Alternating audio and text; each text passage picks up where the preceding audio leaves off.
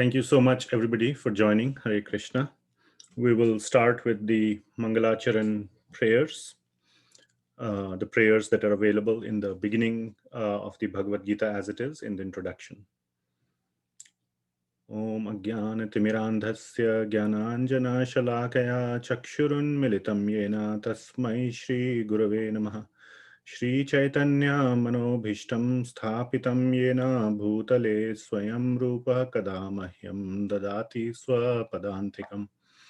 Vandeham Shri Guru Shri Yuta Padkamalam Shri Gurun Vaishnavamscha Shri Rupam Sagrajatam Sahagana Raghunathanvitam Tam Sajivam Sadvaitam Savadhutam Parijana Sahitam Krishna Chaitanya Devam Shri Radha Krishna Padan Sahagana Lalita Shri Vishakhan Vitamscha Nama Om Vishnu Padaya Krishna Pristhaya Bhutale Srimate Bhaktivedanta Swami Niti Namine Namaste Saraswati Devi Gauravani Pracharine Nirvishesha Shunyavadi Paschatya Deshatarine He Krishna Karuna Sindho Dinabandhu Jagatpate Gopesha Gopika Kanta Radha Kanta Namostute Tapta Kanchana Gaurangi Radhe Vrindavaneshwari Vrishabhanu Sute Devi Pranamami Hari Priye Vanchakalpatarubhyascha Kripa Sindhubhya Vacha Patitanam Pavanebhyo Vaishnavebhyo Namo Namaha Jaya Shri Krishna Chaitanya Prabhu Nityananda Shri Advaita Gadadhara Shri Vasadi Gaura Bhakta Vrinda Hare Krishna Krishna Krishna Hare Hare Hare Rama Rama Rama Hare Hare. Srila Prabhupada ki Jai.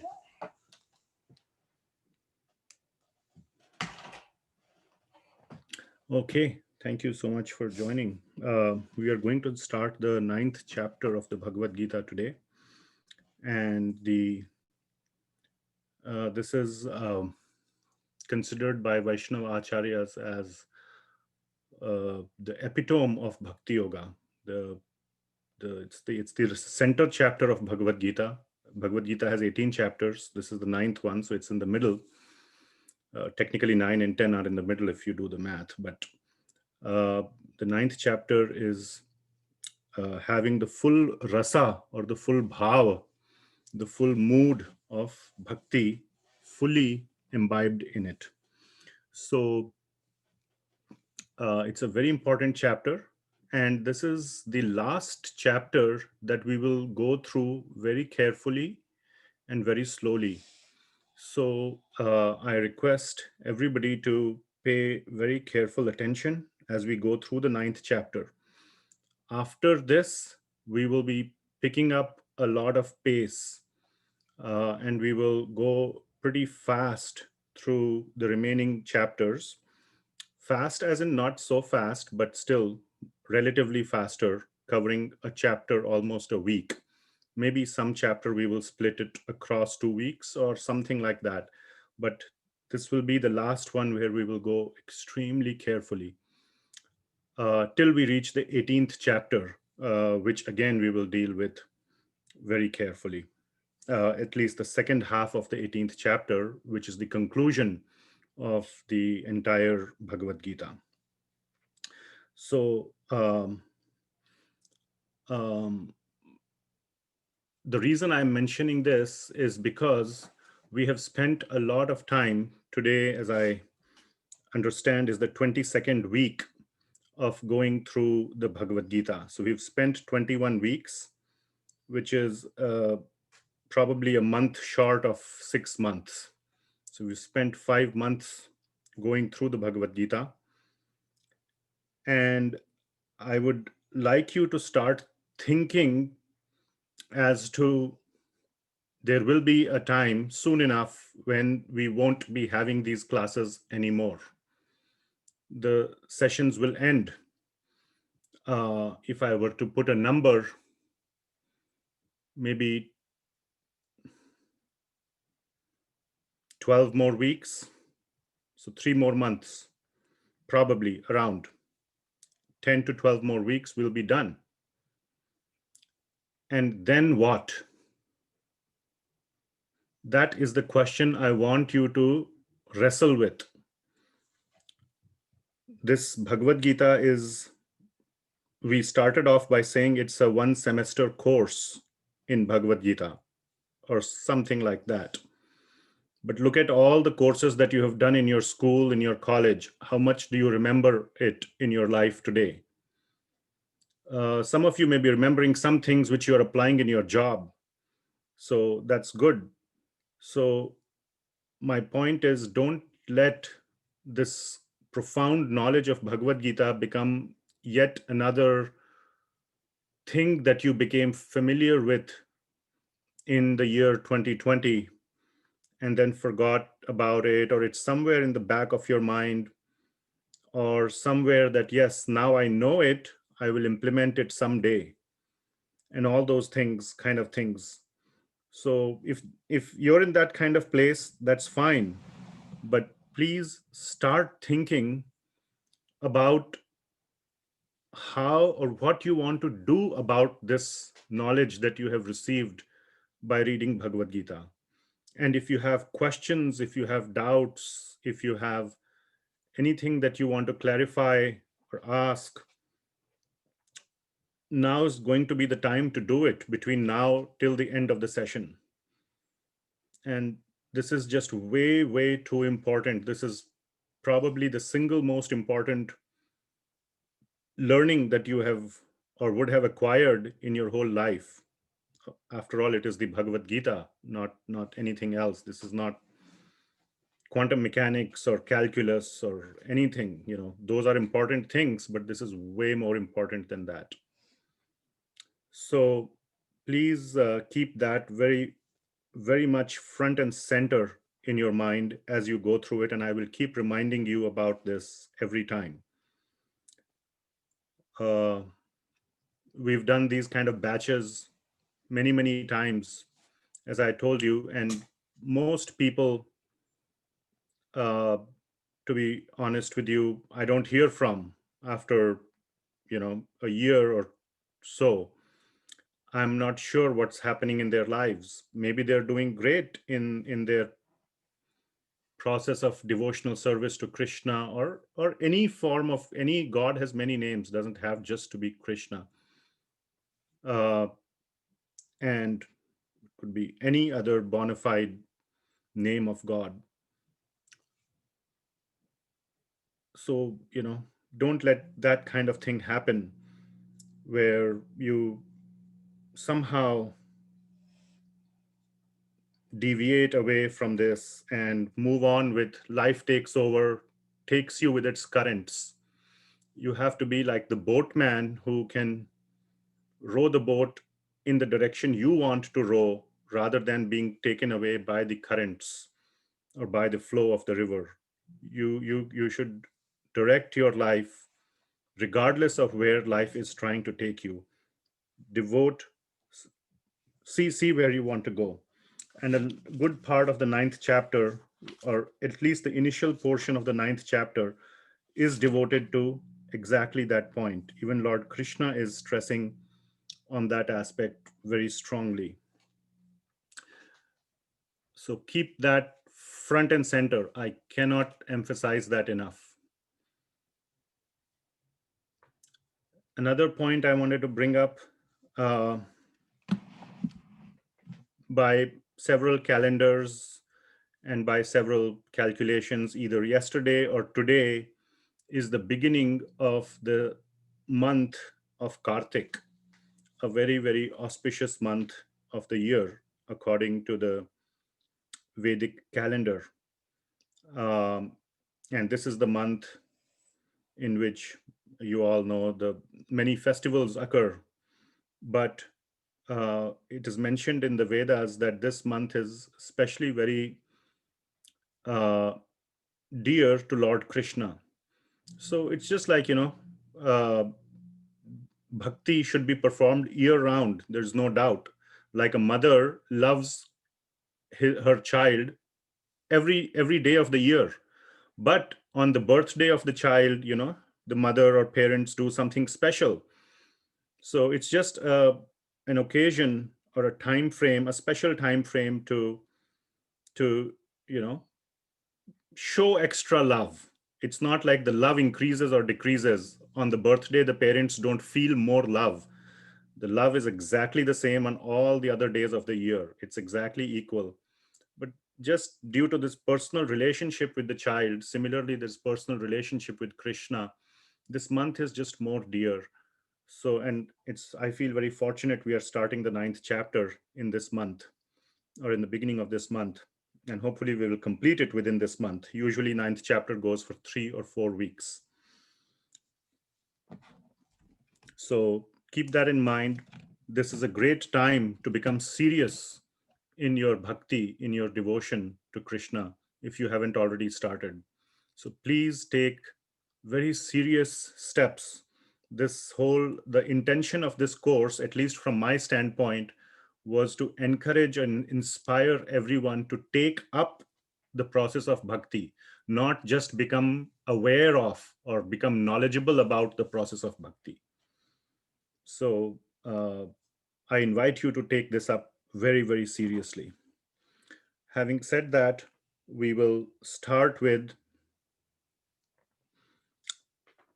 the ninth chapter, which is called the most confidential knowledge. And why is it called most confidential? We will see when we enter the second verse, which says, Raj Vidya Raj Guhyam Pavitram Idam Uttamam. So, Raj Guhyam, we will see. And that same word, so Raj Guhyam means king of, it's the most confidential. Raja means king or the highest. And in fact, actually in 9.1 also, in the first verse also, the exact same thing is mentioned. Idam tute guhyatamam pravakshyami anusuyave. Guhyatamam. We had done a little bit understanding on the Sanskrit here when we were doing the last verse of the sixth chapter, 6.47, where the verse goes like, Yoginam api sarvesham mat gaten antaratmana shraddhavan bhajate yomam same yukta tamo mataha. Yukta tama. So yukta tamo mataha. So yukta tama, we said, is the tama where it is added means the highest. So similarly, guhya tamam means the most confidential. And we had contrasted this, I'm not going to go through that again, with 3 levels of guhya. By the way, I should have mentioned guhya means confidential. In the 18th chapter, when Lord Krishna is wrapping it up and summarizing to Arjuna, because the time for war is actually beginning, Lord Krishna says, I have given you this knowledge which is guhyam, it is confidential. Guhyataram, I have given you also knowledge which is more confidential. Guhyataram. And then he says, now I am telling you my most confidential, Guhyatamam Pravakshyami. And Shrinu me Paramam Vachaha. So that is 18.64. I'll open 18.64, which says Sarva Guhyatamam Bhuyaha Shrinu me Paramam Vachaha. So then Lord Krishna is saying, this is the most confidential knowledge. He says that at 18.64. And then he says 2 verses, 65 and 66. So Lord Krishna is saying that that is the most confidential, the most important knowledge. And that 18.65 verse, which is one of those 2 verses, which Lord Krishna is saying, Mama Paramam Vachaha, Shrinu me Paramam Vachaha, Guhyatamam. That 18.65 is the exact same verse as the last verse of ninth chapter, 9.34. The first line is exactly the same. That is how the ninth chapter is ending, which in 18th chapter, Krishna is calling as the most important knowledge. So this ninth chapter is just so important. So please, take, please understand that. So Lord Krishna is saying here, 9.1, we will come back to 9.1. Shri Bhagavan Vacha Idam tute guhyatamam pravakshami anusuyave jnanam vijnana sahitam yad gyatva mokshashe ashubhat. So the translation is, the Supreme Personality of Godhead said, my dear Arjuna, because you are never envious of me, anusuyave, you are na anusuyave, pravakshami anusuyave, you are not envious of me, anusuyave, I shall impart to you, pravakshami, I will speak to you, this most confidential guhyatamam knowledge and realization, jnanam vijnana sahitam, this most confidential knowledge and realization, knowing which you shall be relieved of the miseries of the material existence. So that is the translation of this verse. So Lord Krishna is saying right in the beginning how important this knowledge is, how, and I will explain why the notion of confidentiality. Lord Krishna could have just said paramam vachaha, the most important words, which he has said in the 18th chapter, but he's adding this notion of confidentiality, and I will explain that a little bit later. Then I come to this next point, which is Lord Krishna is saying this knowledge, idam means this knowledge is jnana vijnana sahitam. We had encountered these words jnana vijnana at the beginning of the 7th chapter, 7.2.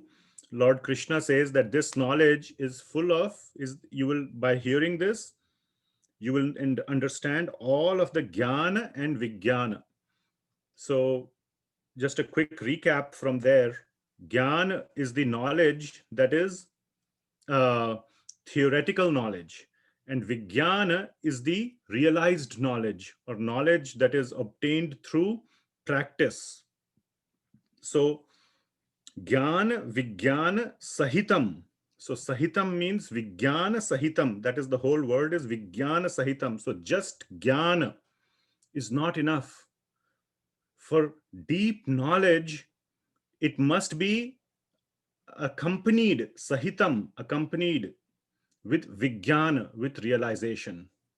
Therefore, all the sciences, I mean, for that matter, anything, if you don't do it yourself, you will not understand it. Understanding in general in life, requires doing.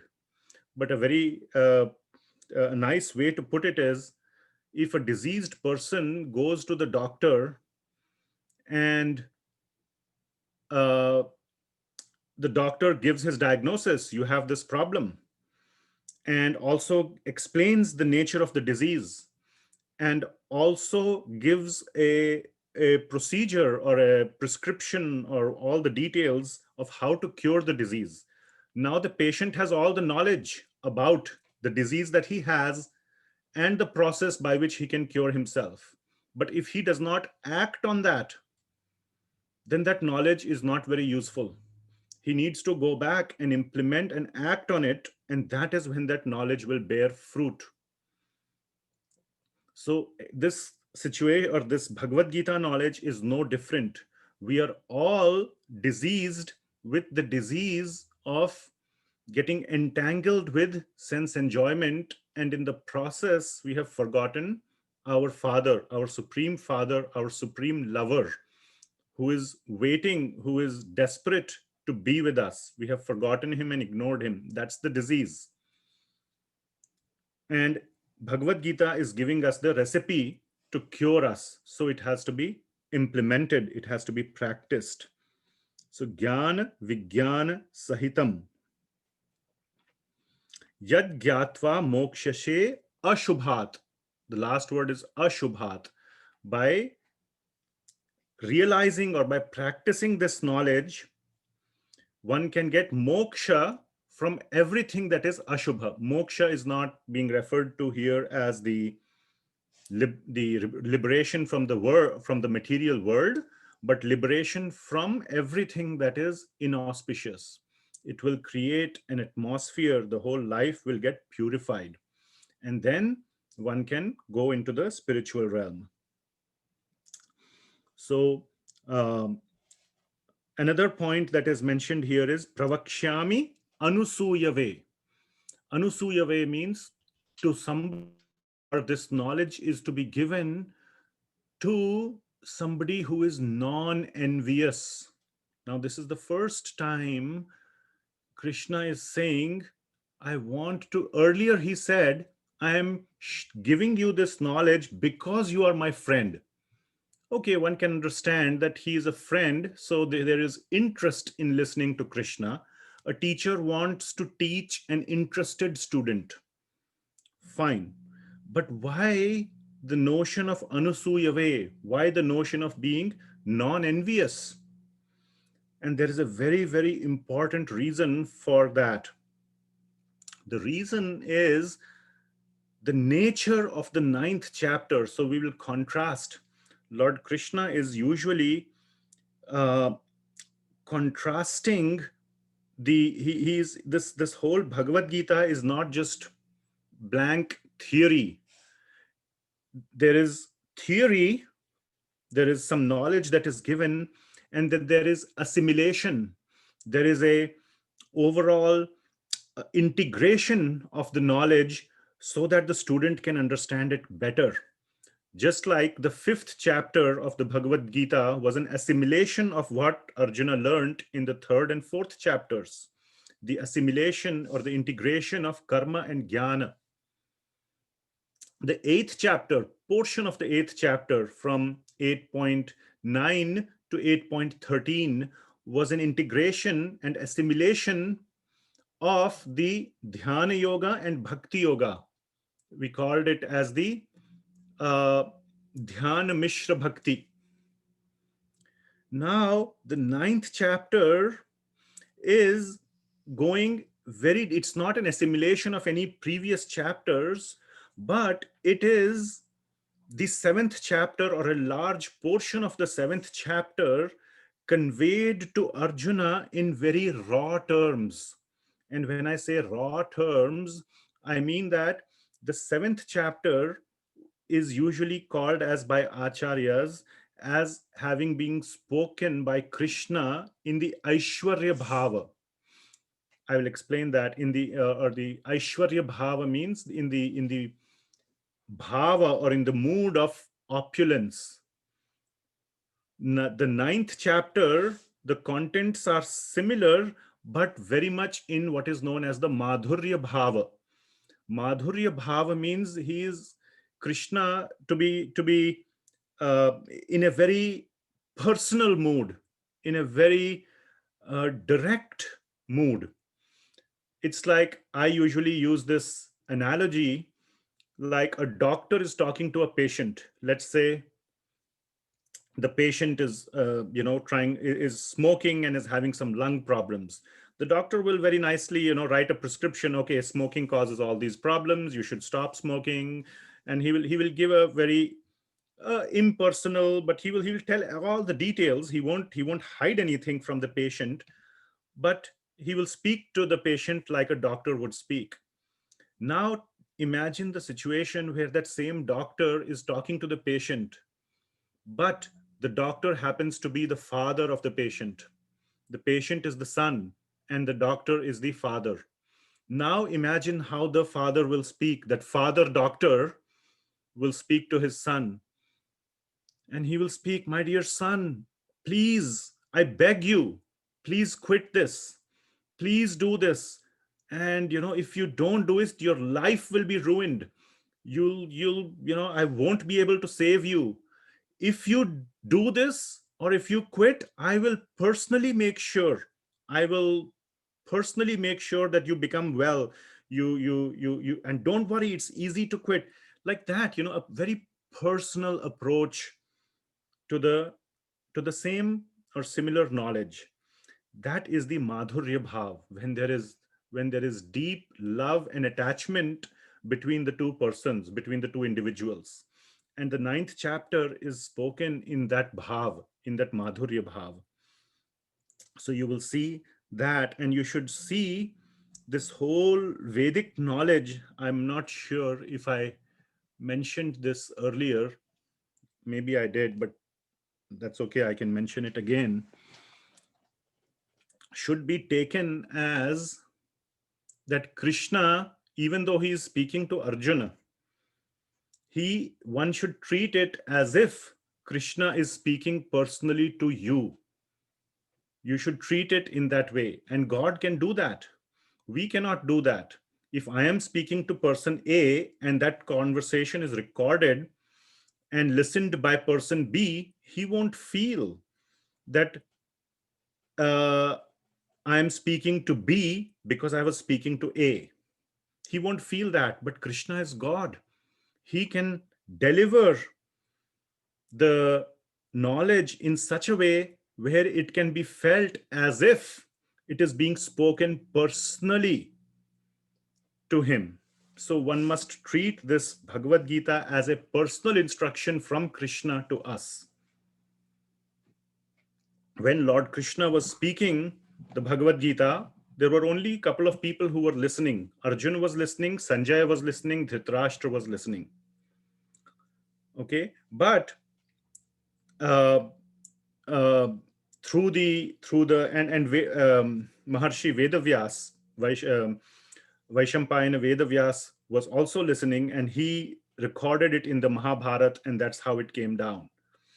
So Lord Krishna had a plan to provide this knowledge to all of us.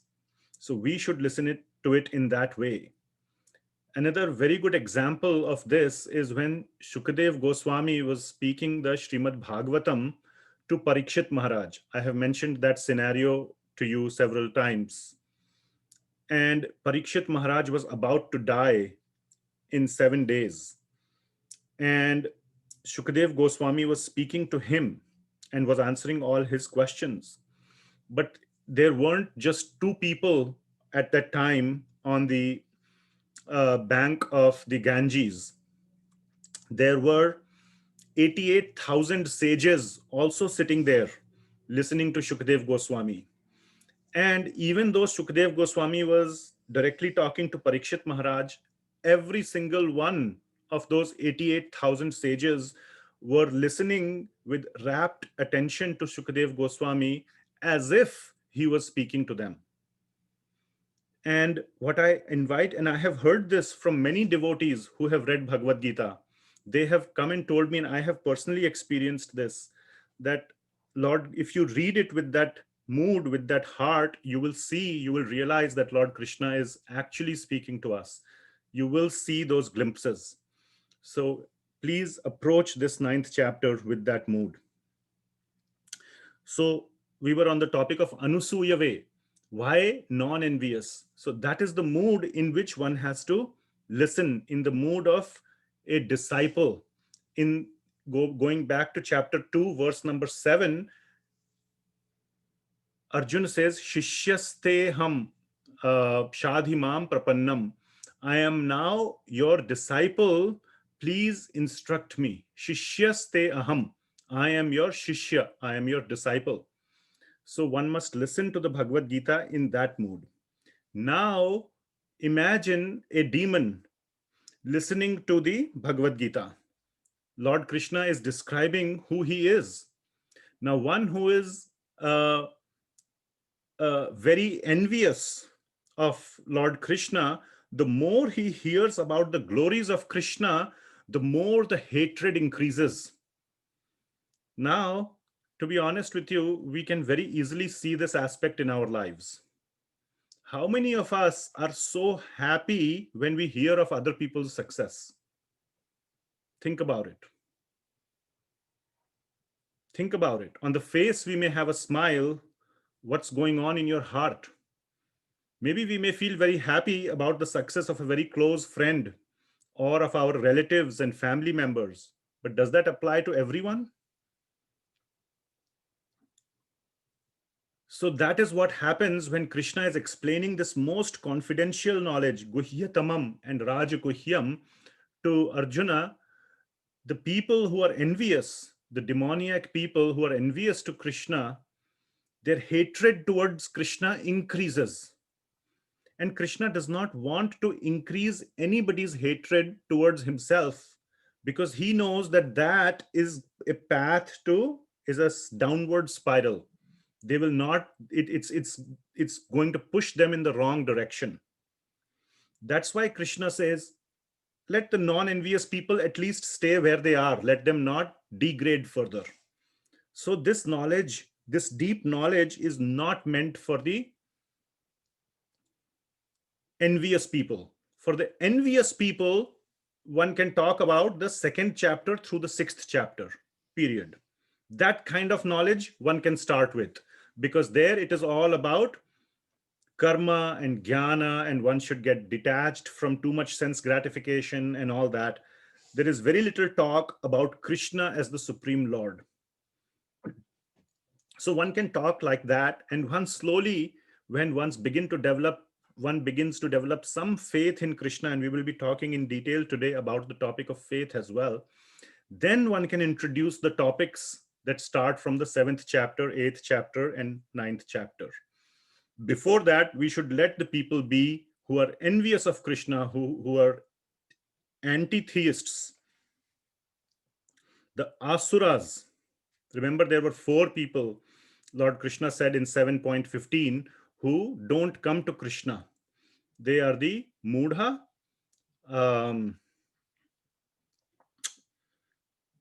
Naradhama, Mayaya Aprihata Jnana, and Asura. Among those, the Asuras are the ones who have an active agenda against God. They actively oppose God. The Maya Apahrita Jnana are they don't care about God, they don't bother, but they are not actively working against God. They are trying to find the absolute truth somewhere other than God. And Mudha and Naradhama are just too busy with themselves. They don't care about absolute truth, they don't care about God, they don't just care about anything, they care about themselves. So the Asuras are the ones who are being talked about here as the envious, and we should not talk too much about Krishna to them, because that will increase their hatred. This is also a very complex point to understand. Lord Krishna, after explaining the whole of Bhagavad Gita, if you want to jump to 18.67, which is the conclusion, or after the conclusion of the Bhagavad Gita, Lord Krishna says this confidential knowledge should never be explained to those who are not austere or devoted or engaged in devotional service, nor to one who is envious of me. So that is, Lord Krishna is saying to his devotee, don't tell this to people who are envious. And this is the reason for that. So we must, now all of us are not, none of us, I presume, are envious about God, but at a subtle, deep level, we may be envious about God as well. So that's a very, very deep inquiry that one should do and see what is the source of our ego, what is the source of our ahankar. And you might find that deep down there is envy against Krishna, or there is envy for, I don't know what's the correct grammar, envy towards Krishna, let's say. So that is the Anusuya way. I'm just looking at my notes to see if there's any other point that I missed.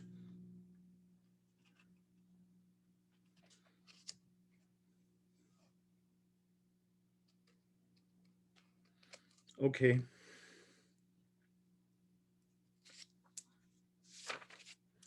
So we come to 9.2. 9.2 goes like this. Rajavidya Rajaguhyam Pavitram Idam Uttamam Pratyakshagavamam Dharmyam Susukham Kartum Avyayam. So, the translation is, this knowledge is the king of education. Rajavidya, king of Vidya, king of knowledge, king of education. Rajguhyam, the most secret of all secrets. And here we will talk about confidentiality and secrecy of this knowledge. The most secret of all secrets.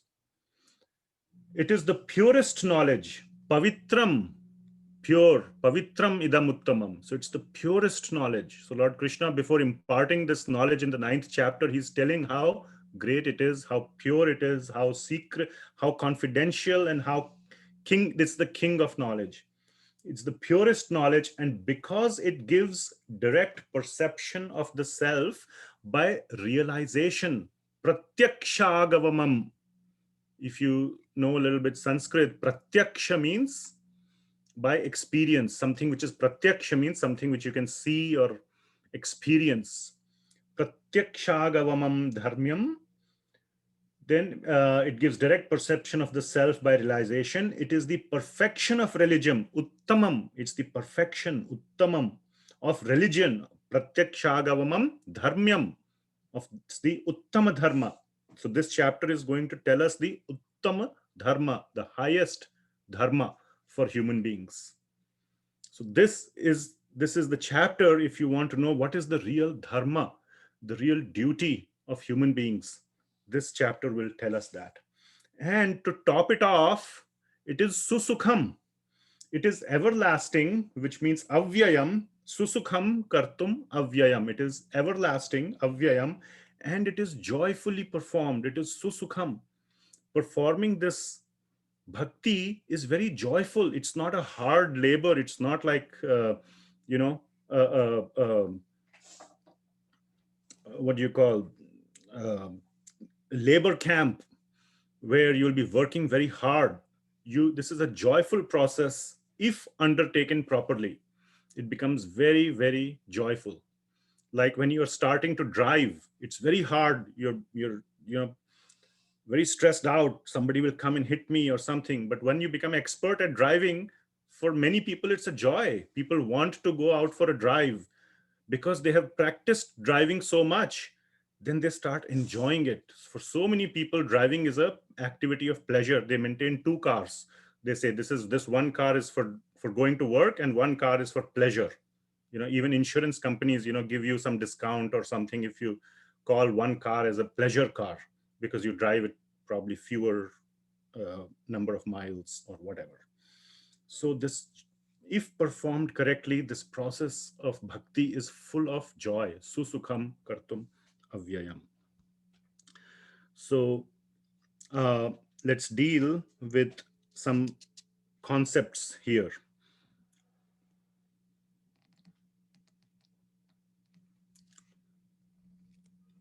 So the first concept we will deal with here is that of Rajavidya.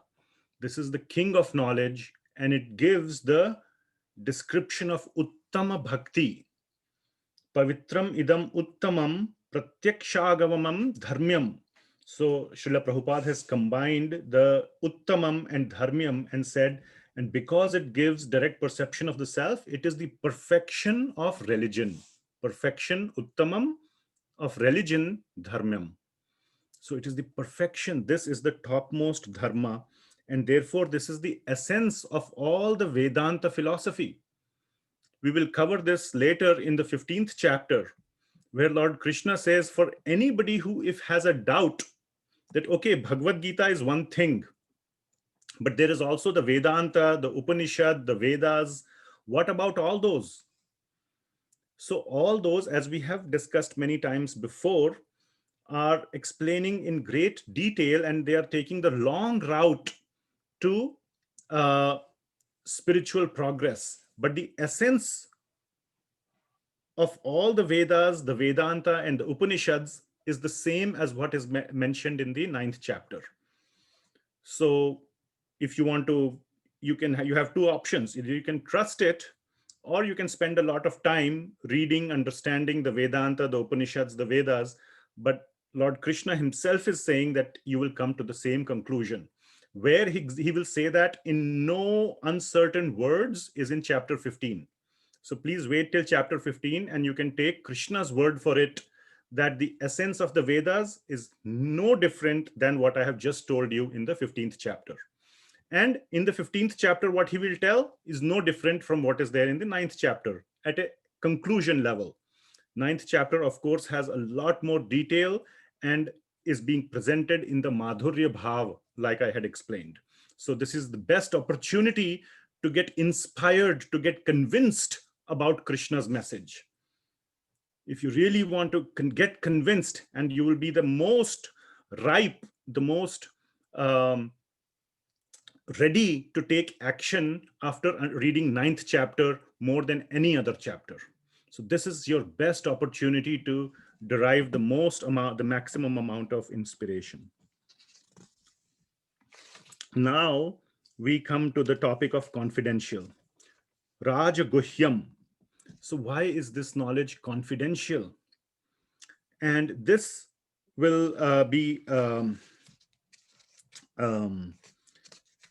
connected with some of the future verses as well. But so this whole thought of confidential knowledge will develop as we go along the next few verses in the chapter as well, especially the 4th, 5th, and 6th verses. So confidential can have 3 levels of meanings. One level of meaning, if you just am talking at a dictionary level, is that something which is secret. It is a secret kind of a knowledge. Secret means if you know it, but if somebody else knows it, he could either take advantage of you, or he could cause disadvantage to you. So basically, in the sense that you would not want that secret knowledge to be known by somebody else. Let's say it's your bank account password. That's secret. If somebody is a bad guy knows your bank account password, he could steal all your money. So you must keep your bank password secret. So that is one level of confidentiality. The next level of confidential is what we normally call as private information. It's not confidential, but it's private. So let's say, the conversation that husband and wife have with each other, it's not like you're trying to plot or attack somewhere that is secret. You don't want anybody to know, but you just, it's not, you don't, it's not something that you want to share with someone. It's private to you. So in that sense, it is confidential to you because it pertains to you. In more general terms, like, you don't want to share your paycheck details with others. Everybody knows that, yes, you are working, you get some salary, but that's an information that's not generally shared because it's private. So that's the other level of confidential. The third level of confidential is what is implied here. That is the meaning, that is what is called as an open secret. An open secret means that it is available to everybody to get it at one level, but only with jnana chakshu, only with the eyes of knowledge, only when conveyed in a proper way, only with some kind of faith. And this is where faith comes in, which is why I said it connects with some of the later verses. Does this knowledge become useful to you? So it's open, it's available in the open. But if you don't act on it, and action requires some faith, then it's not useful to you. And so it's an open secret. So the faithless people, even though they may know it, they won't make use of it. They won't do anything about it. Okay. So that is the category in which this confidential knowledge falls. And the understanding that little bit more, Bhagavad Gita is available in an open book. It's available on the website, but many people don't have faith in it. Oh yes, it's just one more scripture, and we have so many scriptures. People, yeah, there's the Bible, there's the Quran, there's Gita. All these are just, some books written thousands of years ago. It doesn't matter in our lives. you know Eat, drink, and be merry. My life is going great. And they would never even open the Bhagavad Gita and read it. We go and distribute the Bhagavad Gita on the streets to people. People accept it and they put it on the shelf. One joke people make is that, Bhagavad Gita, it is called as it is. But when we give Bhagavad Gita, we tell them, don't let it be as it is on the shelf. Take it out and read it. Don't let it be as it is. Just don't let it stay as it is on the shelf. So for many people, it just stays as it is on the shelf and never comes out of the shelf, even though it is available right there. Um, the other aspect of confidentiality is that the Bhagavad Gita, and not just the Bhagavad Gita, but some of the deeper aspects of this Vedic knowledge, which are explained in a very codified, very concise way in the Bhagavad Gita and explained a little bit more in detail in the Srimad Bhagavatam, are very deep topics. And they are very, very hard to understand. And we will encounter, and this is why I mentioned about verses number 9.4 to 9.6. Those are some of the most complex to understand, hardest to understand verses in the Bhagavad Gita. So even though it is written in those verses out there, it is very, very hard to understand the real meaning. It is like in technology, what we can call it as encrypted text. The encrypted text is available to you, is available to the public, but unless you have the key to decode that encrypted text, it's just gibberish, it's garbage. So in the same way, some of the topics in the Vedic knowledge are so complex that unless explained properly under the guidance or understood under the guidance of acharyas, one can very easily draw the wrong conclusion. Okay, so if you decrypt or unlock or decode the text with the wrong key, you will get the wrong answer. And if you use the wrong answer, you will, get into trouble. So in the same way, this knowledge is considered confidential because it must be understood with the guidance or under the guidance of acharyas, Vaishnava acharyas. So that also must be taken into account. Okay.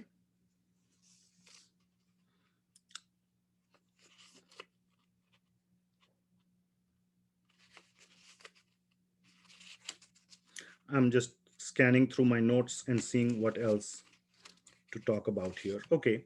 If I encounter some other things, then we will talk about in the domain of confidentiality. Then let's talk about, so pavitram idam uttamam. So this knowledge is very pure, very blissful, and the topmost. Uttamam means the topmost. We'll not talk much about that. We will now talk about pratyakshagavamam, which means it is supposed to be realized.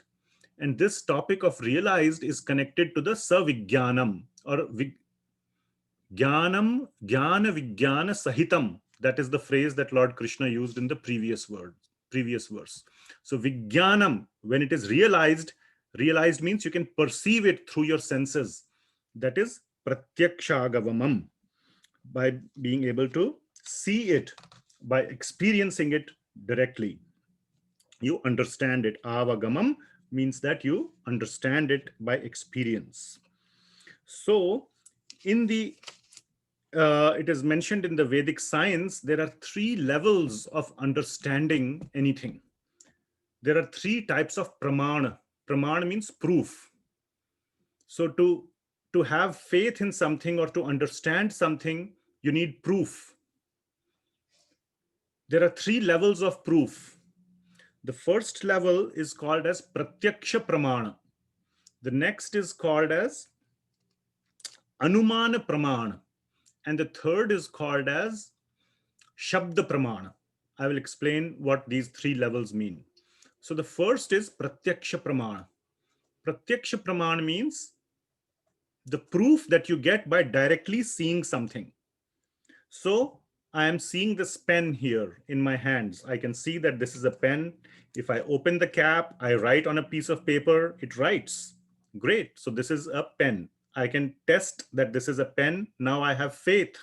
I believe that this is a working pen because I perceived its properties directly by my eyes and hands. So that is Pratyaksha Praman. For us, that provides a very strong form of realization. We get very strong conviction when we see Pratyaksha, when we see evidence, when we see this kind of real direct evidence. However, if you think about it, the most important things in your life are very hard to get the proof directly of. It's very hard to get the direct proof, the pratyaksha praman of some of the most important things in your life. Okay, I'll give an example. Uh, you might have heard so many cancer patients. Cancer is a very deadly disease, very hard to cure, and all that. And so many patients, say that, oh, I went to this doctor, this took this unconventional medicine, and I got cured. When that same medicine is given to another patient who has the same kind of cancer, it doesn't work. Now, what is the proof that you deduce? Was the first statement or the first person correct or the second one? Who is right? In one case, he got cured. We can see that. That is the pratyaksha part of it. But do we have proof that the medicine cured it or maybe something else cured? Maybe, I mean, that patient says that after I started taking this medicine, I got cured. So that was the biggest change that he did in his life and which cured him. So he can say that, but the same thing doesn't apply in the other case. Now, if I go to a little more sort of science or physics, now you can measure things. I have this little scale here and I can measure the length of the pen. Okay, I see it is 14 centimeters. So I can measure it. I can say, but I got direct proof from this ruler scale, and I measured the size of this pen. Okay, but now if you go about looking for some very deep measurements, like for example, at what speed are galaxies moving away from us? Or how far is a star away from us? Do you have a scale to measure it? No, there is a mechanism called uh, detection of the amount of redshift. Basically, it's one layer over one layer of understanding, because we know that of Doppler's effect, the wavelength increases when things are receding, and the faster they are receding, the more or the further they are, it's more stretched. It's all this one conclusion over the other, and we measure the red shift.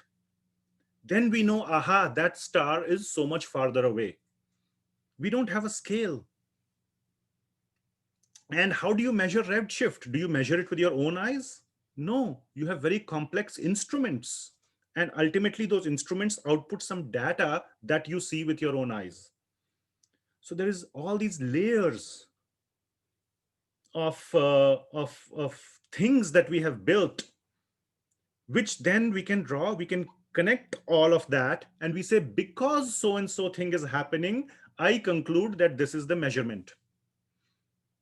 If we go further deeper into the atom or into the atomic scale, detecting these particles and all in the large, in the LHC, in CERN, nobody has actually seen the particles that they say they have detected in these large hadron, in these accelerators, particle accelerators in high energy physics.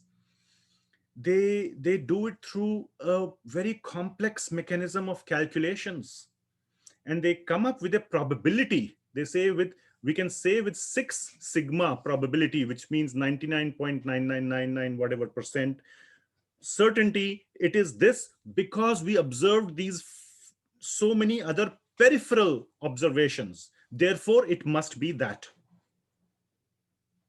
Now, can you see how much further and further we are going when we have to detect the more subtle things? And that leads us to Anumana Pramana. Anumana Pramana means the proof that we get through logical deduction. So you can get an understanding of what is the proof that we get through some direct evidence, but it is standing on the feet of a lot of logic below it. And that is Anumana Pramana.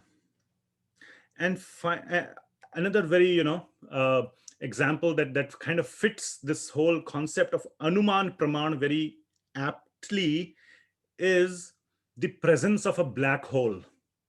Black hole by definition is invisible. It's black. No light can exit out of a black hole.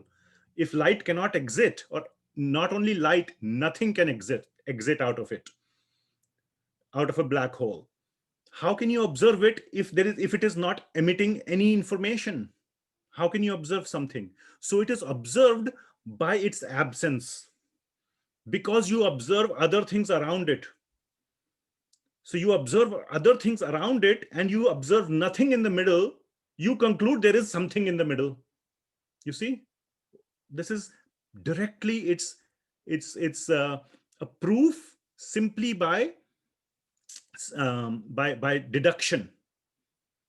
Proof by the absence of the proof of its existence. And by the way, the recent Nobel Prize that was announced just a month ago was for this discovery, or was for this experiment where they created the image of a black hole, which basically is the lack of the image of a black hole, basically. And a Nobel Prize was given for that thing just a month ago. So that is Anumana Pramana. You say you give an Anuman, you give a prediction, there must be a black hole there. There is absolutely no chance that there is anything else there. It has to be a black hole. That is the Anuman. That is the conclusion you come up with, but there is no proof. There is absolutely no proof what is there. And then the third one is even more hard. So you can see it's hard to believe. It's harder to believe. It would have been great if I took a spaceship, went inside the black hole, touched the black hole, say, aha, yes, I touched the black hole and I came back. That would have been best. You cannot do that. So you have to rely on Anuman Praman. Then the hardest one is Shabda Praman. Shabda Praman means you just get the knowledge from above. The knowledge comes down through some higher authority to you. And there is no other way to know that what is the truth about that topic. Only because somebody told you, that's how you know, and there is absolutely no other way. Okay? And in the scriptures, a very good example is given of such knowledge. That knowledge, for example, is the knowledge to a child as to who is the father. Who is the father of a child? Only the mother knows who is the father of the child. Nobody else. And the mother has to tell the father, my dear child, this is your father. Mother has to tell the child. Yeah. Mother has to tell the child, this is your father. So the child has to simply trust the knowledge coming from the mother that this is my father. There is no other way. Now, of course, somebody will say there is these days technology is there and there's DNA testing and all that stuff, but we won't go into that. So maybe in that case, this example is no longer valid. And but still, I'm not an expert in DNA testing and how you can find genetic matches, etc., through DNA and how much probably. But if the mother didn't know who is the father, would you go around doing DNA testing of all the men in the world, of the 3.5 billion men in the world? I mean, there's world's population is 7 billion, so I'm assuming there are 3.5 billion men approximately. So you can't do that. So the mother has to tell. And even more complex now, I'll kind of, I'm still at the second verse, but I intended to cover 3 or 4 verses today, which I think we will. An even more complex example of this, I don't know how detailed I should go into this. A beautiful example was given by a very famous scientist. His name is Neil deGrasse. Somebody, okay.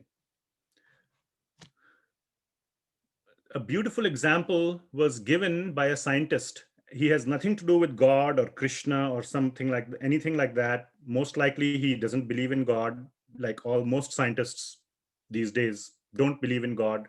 But anyway, the example still was very apt.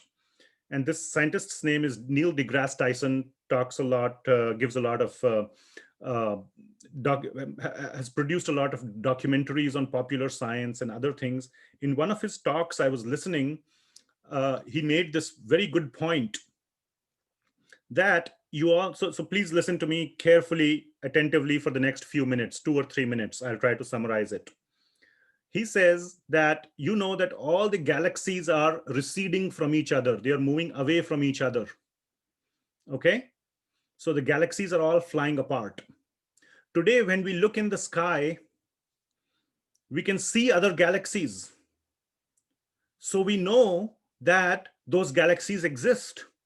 And we know our place in the universe. We know that at least the universe contains our galaxy and all those other billions of galaxies. There is this famous picture taken from the Hubble telescope called as the deep space view or something like that. A very famous picture, and they looked at space almost as if looking through a straw, a straw from which you would drink soda. This tiny space of sky you look at, and they found where it was expected to be completely empty, they found billions of galaxies. So the cosmos is full of galaxies, and all of the galaxies are receding away from each other. Now we know, when you say that when we observe galaxies, we observe them because of the light that is coming from the galaxies to us. That's how we know it. And if you ask a scientist what is the size of the universe, they will never be able to tell you the size of the universe. What they can tell you is the observable size of the universe. Observable size of the universe means this that much universe from where the light has been able to reach us. We can only see where the light has reached us. What's beyond that, we don't know. And now the galaxies are receding away from each other. And here is the point he makes. There will be a time in the future, we don't know when, millions of years from now, I don't know. And we don't know whether human civilization will remain on the earth or not, assuming it remains. And the galaxies would have gone so far away that the light from those galaxies would never reach us, would never reach our galaxy. Now imagine the astronomers of those times, of that time in the future. And imagine when he looks up in the sky, what does he see? He sees an absolutely dark sky. There are no galaxies in the sky. All he sees is his own galaxy, the Milky Way, and nothing else. It's absolutely black, pitch dark. Now, to that astronomer, what is the astronomy conclusion he will come to? Is the universe having more galaxies, or is our galaxy the only one? He will come to the conclusion that this is our only galaxy. This is the extent of the universe. There is nothing more in the universe than this. And he makes the point that for that astronomer, now here is the punchline, and I loved it when the way he said it. I probably won't be able to say it in that such an eloquent way, but he said that for that astronomer of the future, it is as if a page or a whole chapter has been ripped out of the book, where the information was there that there are these other galaxies, and he is completely clueless that such a thing existed. For him, it is as if a chapter has been ripped off of the book, and it is so unfortunate. Then he says, let's now imagine ourselves. We have a understanding of the cosmos. Today we have an understanding of the cosmos, which we believe is what we see in the sky. How do we know that a chapter has not been ripped out of the cosmos book for us? How do we know that? How do we know what we don't know? How can we know about a chapter that doesn't exist, but maybe it was there? How do we know that? And he makes the point that there is no way to know that. And he says, the only way, I wish, he doesn't take the name of God, he comes that close. He says, I wish somebody were to come and give me a full manual of the cosmos where no chapter has been ripped out. I wish that I had that book where I could read all the deepest secrets of the cosmos, where I can say with certainty that I know everything and nothing has been ripped out. What he is talking about at that point is Shabda Pramana. He is wishing some higher authority would come and give him that manual of the cosmos which contains all reality. He has come to the same conclusion that for the deepest truths, the best way to uncover them or to know those truths is through Shabda Pramana, is through descending knowledge, is through the knowledge coming from an authoritative source to us. So that was very, very profound, I felt. And I just wanted to share that with you all. So now another point about Pratyaksha Pramana is that we we think that in many cases we are getting a evident knowledge based on evidence. We think or we suppose that we are in an illusion about that. How many of you, for example, now I know that there are electron microscopes out there. I'll turn on the light here, it's getting dark. How many of you have seen an electron with your own eyes, even through an electron microscope? I haven't seen it. The scientists have seen it. Some scientists maybe have seen it. Maybe not the electron, maybe the atom, a molecule, even a carbon atom. How many of you have seen a carbon atom? But we all believe that it exists. But we haven't seen it. So how are we believing it? How do we have faith that a carbon atom exists? Please tell me. The answer is Shabda Praman. Our science books are telling us. We are trusting it. Now, how do we place trust in a science book? That is the question of faith, which we will deal with in the third verse, which is all about faith. So please, the point of this whole understanding was to convince you that Pratyaksha Praman is the easiest and the most convincing, but does not give a proof of the deepest realities. The deepest realities can only be understood through Shabda Praman. However, Pratyaksha Praman is very convincing and is very useful in the starting steps. So when you start reading a science book, you do experiments or you do some experiments. And then you see that, yes, this book is saying the right things. So I will just trust from now onwards, I will trust everything else that is written in the book. You don't verify every single thing. Just for example, if you go to a doctor, he or she gives you good treatment, good, cures your disease once or twice. Maybe you take a second opinion in the beginning, but once you have tested the doctor through Pratyaksha Pramana, which means you have done testing, you have done evidence based testing, then there is trust that builds. And then you go by Shabda Pramana. So, in the context of Bhakti Yoga, what it means for us is that we must, in the same way, Lord Krishna is saying, do perform this bhakti. And when we perform this bhakti, Lord Krishna is saying, pratyakshagavamam. This knowledge will give you, or practicing bhakti will give you direct experience. It will give you direct experience. And by then, avagamam, you will be able to understand it. But then in the third verse, Lord Krishna says, you must then build faith.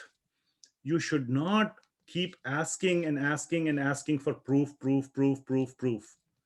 Because our human life is so short that we must put our faith in Krishna as quickly as possible and then practice bhakti rather than spending all our time trying to demand proof. So that is a very important point. So bhakti does give proof. You have to listen carefully, you have to watch carefully. If you perform bhakti for Krishna, Krishna will respond in very, very clear ways. I have seen it in my life. I have absolutely seen it in my life where Krishna has, you know, uh, created such turns in our life. I mean, I could have attributed it to coincidence, to chance, to whatever, my good karma, or any number of things. But I have the faith that Krishna had a hand in those things that happened in my life, and that was Krishna's reciprocation for the tiny little amount of bhakti that I have done. And because of that, if Krishna is reciprocating, that is the pratyaksha. Now I should do bhakti with even more faith, with even more seriousness and sincerity. So Krishna is telling us, I will give you the proof so that you can build the faith. He's not asking for our blind faith. So this knowledge, please try it out. Stay tuned. Stay tuned to Krishna's reciprocation and then build your faith. That is the bottom line. Clear? And then this process is very joyful. Susukham.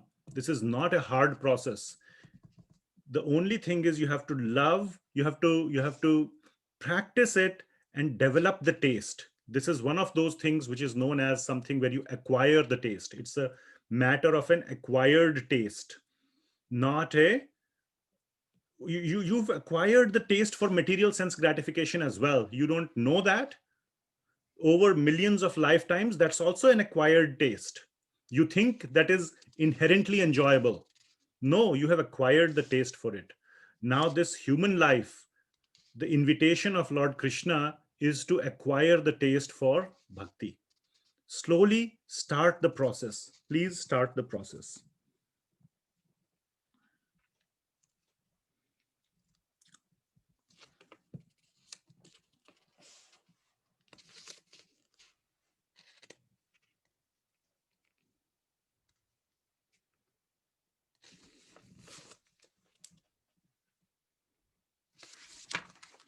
So one has to become very, very serious in bhakti. Now, one very nice or thing that I have written in my notes, and I wrote these notes on a particular day about 2 years ago. These extra notes that I have written in my notebook. On a particular day, I wrote that I met a person and I wrote about it. That person, I was sitting in the temple in Portland. Before COVID, I used to go early on Sundays to the temple, attend the Bhagavatam class. And after that, there used to be a 3 hour kind of a lull period where nothing used to happen in the temple. So that was very peaceful time for me to sit and read Bhagavad Gita and, make notes. And I used to love that, uh, those hours. I really miss that. So I was sitting there reading Bhagavad Gita, and one person came to the temple. I'm not going to disclose his name. And he came and asked me, I am so and so. And he just said, I want to get initiated by a guru. I'm like, what?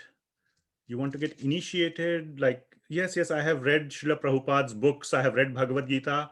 I am chanting 16 rounds of japa every day, and I want to get initiated. I said, that's not how it works. And, who are you and what's going on? And, I haven't seen you before in the temple. And, you can't just come out of the blue and, just make a request like that. And then he said that a few months ago, I was diagnosed with a very, very severe heart disease. And very soon, I have to undergo a very, very complex open heart surgery. And I don't know whether that surgery will be successful or not. And I want to do as much progress in my devotional life before I go into the surgery. And I have read all of Bhagavad Gita and few of the important Srila Prabhupada's books. I am reading Srimad Bhagavatam, and Srila Prabhupada says that as much as possible in this life, take the shelter of a guru and get Harinama initiation. We can talk about these things later and all those. And I really want that. And you must tell me how I get it. I was so moved by his sincerity and his determination. He didn't know much about the process. He had read it somewhere in the books by Srila Prabhupada that that's a big step forward in your devotional life, and he wanted it. And he said, I'm not going to go till you tell me how I'm going to get the initiation. And we had a long conversation after that for 2 hours. I talked to him later on the phone as well. And then he came again the next Sunday. We talked again. I explained to him, I got to know him a little bit better. And then he contacted, I told him, here are the list of a few disciples of Srila Prabhupada under whom who offer initiation. You have to get to know them. It's like initiation is a process of accepting a guru, and for the guru it is the process of accepting a disciple. It just doesn't happen like, you fill out a form and then you say, I want to be your disciple. The guru just says, okay, just signs. It's not that simple. You should read some scriptures and see how, look at how Arjuna, till Arjuna said shishyaste aham, Lord Krishna did not start speaking Bhagavad Gita to him. It's a process of submission and taking shelter. And he did that at like record speed, at lightning speed. And within a month he connected with somebody, talked on the phone almost every day to that person, built a relationship, and got initiated, and sent me an email saying, I'm very happy I got initiated. I was very happy for him. So so that, I'm not saying that's something that you should follow that process, but I'm just saying this, that was one example that I wrote down in my notes. That is, I was very touched by that level of seriousness in that person. I wish I could be. And sometimes catastrophe causes seriousness. Look at Parikshit Maharaj. He was, of course, ruling the kingdom in a very nice way. But when he came to know he has only 7 days to live, then he said, oh my God, now what is the best thing I can do in my last 7 days? Let me find out the best person on earth who can give me the supreme knowledge. And he came across Shukadev Goswami and spent 7 days non-stop, 24/7, no eating, no drinking. Non-stop, he heard Srimad Bhagavatam and then left his body. So in your lives, in our lives, we are a little too comfortable. We don't have such crisis like that person had who needed the open heart surgery, or like Parikshit Maharaj, who had this death sentence on his head. So what can cause us to become serious in devotional life? We need to find out. Okay, so please look for that element of seriousness in your life.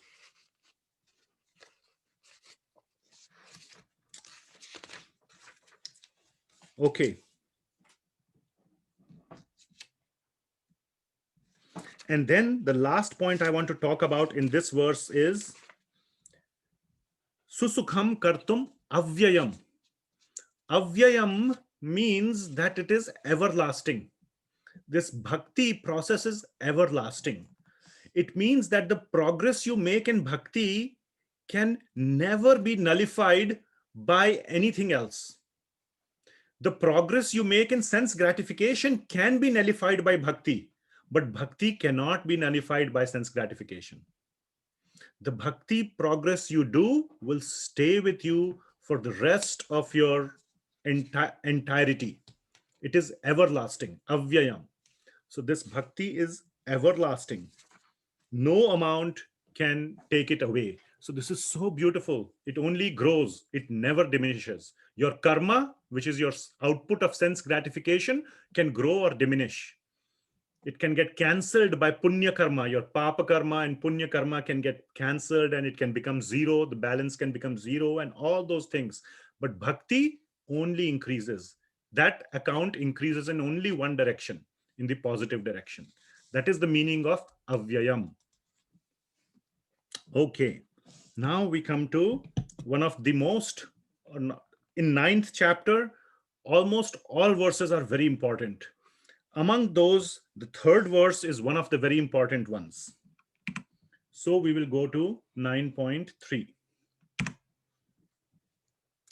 Ashraddhadhana purusha dharmasyasya parantapa aprapya mam nivartante mrityu sansara vartmani. The translation is, those who are not faithful, ashraddhadhana, those who are not faithful, ashraddha, not shraddha, but ashraddha, not faithful in this devotional service, dharmasya, in this devotional service, cannot attain me, um, O conqueror of enemies, Parantapa. Therefore, they return. Aprapya mam nivartante. They cannot attain me. Aprapya mam. Without prapya means to obtain. Prapti. Prapya. Aprapya mam. Without attaining me.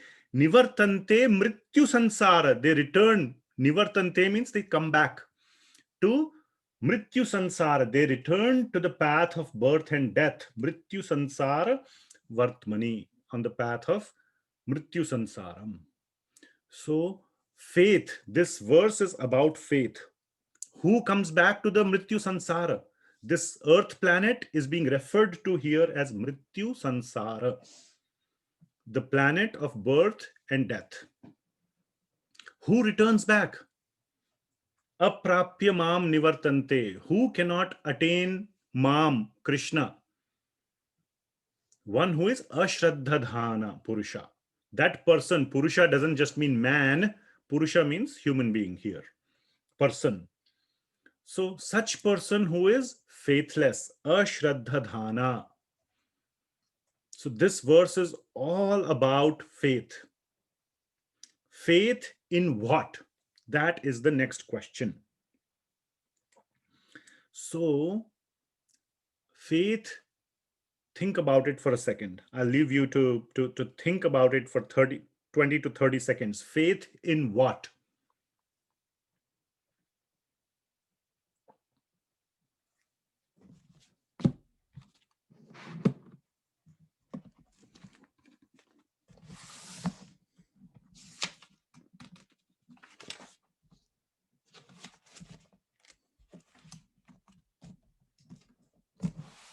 Yeah. So it could be multiple things. Faith in Krishna. Remember those three things. Sambandha, Abhideya, and Prayojana. So Sambandha means who is Krishna and what is my relationship with him. So faith in that statement that Krishna exists, that I need, it will be good for me if I create a relationship with him. Faith in that statement. Faith in the process, Abhideya. Okay, how to build that relationship with him.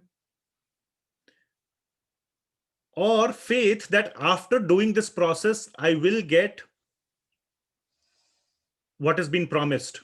eternal, everlasting happiness. So faith in what? So the answer, there's a more deeper answer, but at a general level, the answer is faith in all of these things.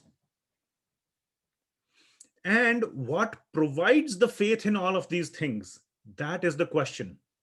That is the next question. What provides the faith in all of these things is Shastra, scriptures. That is the fundamental thing that exposes us to this reality, or this, I would say, to be completely rational at this point, this presumed reality that Krishna exists. There is somebody called Krishna who is our father, who loves us, who wants to take care of us, who wants to be our dearest friend. The Shastra is the one that is exposing us to this. And then that Shastra that is explained to us through the agents. So Krishna has spoken all the Shastras. Everything has come from Krishna. In the beginning of Srimad Bhagavatam, Lord Krishna says that this knowledge was first imparted by me to Brahmaji. So Krishna is the origin of all the Vedic scriptures. Then he sends his agents, his uh, ambassadors, who are the acharyas. So faith and the acharyas do nothing else but repeat the words of the Shastra. So again, it goes back to the Shastra. So when we say faith, primarily our acharyas have explained that it is faith in the scriptures. That is what is meant by faith. Now, in the purport, Srila Prabhupada has described various levels or three levels of devotees: Kanishtha Adhikari, Madhyam Adhikari, and Uttama Adhikari. These are the three levels of devotees. And you can read about it in the purport by Srila Prabhupada to this 9.3. But you will see that the primary difference between the Kanishtha Adhikari and the Madhyama Adhikari, the medium level, the lowest level, Kanishtha means novice or beginner. Madhyama means medium level, and Uttama means top level devotee. The biggest difference between Kanishtha, which is the beginner level, and the medium level is his level of faith in the scriptures. And when one does not have the faith in the scriptures, then doubts come in the mind. Initially, when somebody is in the beginner level, now all this I am explaining as if it is theory. Now, all of you, please wake up. This is very important topic of faith. Please wake up and pay I'm not saying you're sleeping or anything, but please pay rapt attention here.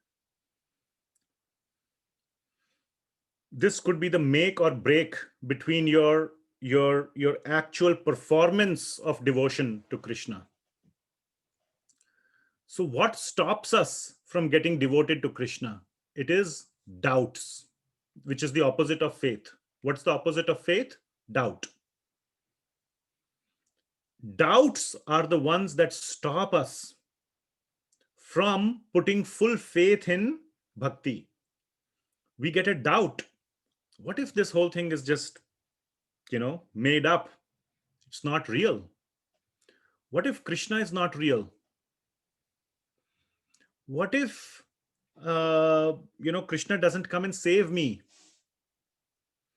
We see with somebody else, oh, he was a great, he was doing good bhakti and going to temple, and, he got cancer and he died. So Krishna didn't come and save him. I have lost faith. The doubt enters our minds like this. Now, there could be multiple reasons why that person may have died. I had shared with you a story of another devotee of Krishna who practiced Krishna consciousness for 40 years, got cancer, got cured, and he thought Krishna left him. And later on, the doctor revealed, did I tell this story earlier? Yeah. Yes, it was what Yeah, yes, bro, you did. You Yes, attend Prabhu. so many other classes, so you're not a good candidate to say yes. I could have told it in a different series, but somebody who just attends this class, I don't know. But anyway, I don't think we have heard from you. Yeah, I don't Can, remember hearing I it. don't so remember. this is a real story of a disciple of Srila Prabhupada. As you know, Srila Prabhupada started this whole Krishna ISKCON movement in 1966, 65 actually. In 66, it became more popular and things like that. A lot of people became his disciples. And there's this person who is his disciple, very seriously practiced bhakti, spread the knowledge about Krishna for 40 years. He was doing that and he was diagnosed with cancer. I'm going to make it short. And he was telling somebody else, and that somebody was giving a class where I heard this story about that from that devotee, that when he came to know that he has cancer, he was anybody when they come to know like that, and it was a very bad type of cancer that was almost going to be uncurable or something. And it was he was devastated, and he was walking down this big hallway in the hospital, and it was the night time or whatever, and the hallway was completely empty. There was nobody in the long hallway in the hospital, and he was walking down after receiving that diagnosis, and he was feeling so alone, so alone. And in that moment he got this thought in his mind: Krishna, you have left me. I devoted my whole life to you, but you left me, he said. And he lived with that thought. He went through the treatment, and luckily he recovered. And finally, there is something, I know doctors can tell me better. There is something known as a 5-year period. When you complete 5 years from your diagnosis, they declare you cancer free. From a medical standpoint, your cancer has been treated. If there is no cancer after 5 years, if it recurs, they call it a new recurrence of cancer. Okay, whatever this medical, statistical analysis, etc. So he was in that 5-year meeting with his doctor, and the doctor said, there is no cancer in your body. You are officially cured. You will be counted as one of the people you will be officially counted as a cancer survivor. And then that doctor told him something. He told him that, by the way, we did not tell you earlier, your cancer was very bad. The medicine or the treatment we gave you had only a 10% chance of working. Then the surgery we did only had a 10% chance of succeeding. And then something else that we did also had a very low chance of succeeding. In your case, all of those things were successful. It was almost a miracle. I don't know what is going on behind, but you are very lucky. The doctor, and we did not tell you this because you would get depressed. If you are going into a surgery and the doctor says you have only 10% chance of survival, the patient will probably die right before the surgery. So the doctors did not tell him this, that he had such a bad, the doctors were more encouraging. No, you'll get fine, this, that. At the end, they told him this. And at that time, he felt the presence of Krishna in his life, completely opposite to the feeling he had in that hallway, that Krishna, you have left me. Then he felt, Krishna, you have actually always been with me. It was me who did not see you in my life. So this is the hand of Krishna. This is the faith that one must have. Now, I don't know the more details and all that, but maybe that person had recovered his faith during the treatment time and all those things. So whatever happened, but doubts can enter the minds of devotees, even the devotees who are practicing Krishna consciousness seriously for a very long time. But you must work to keep the doubts out by keeping the faith in.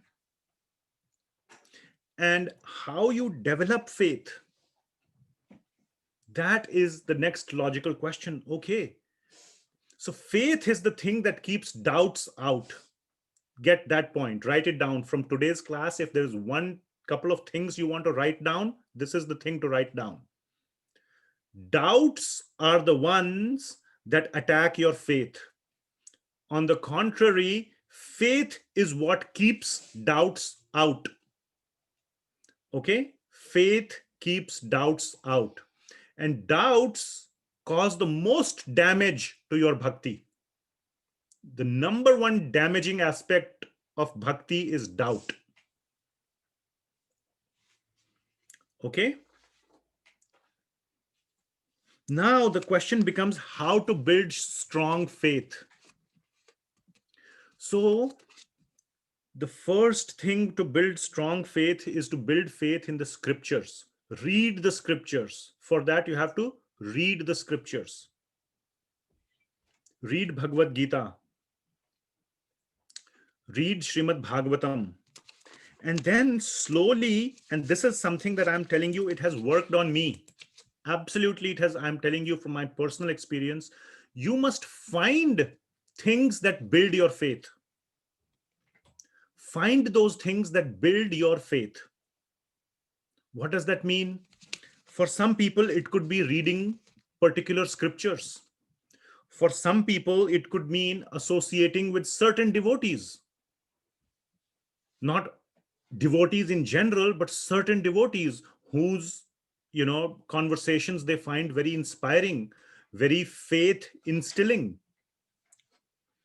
For some people, it could be doing bhajan, singing bhajan, or singing kirtan.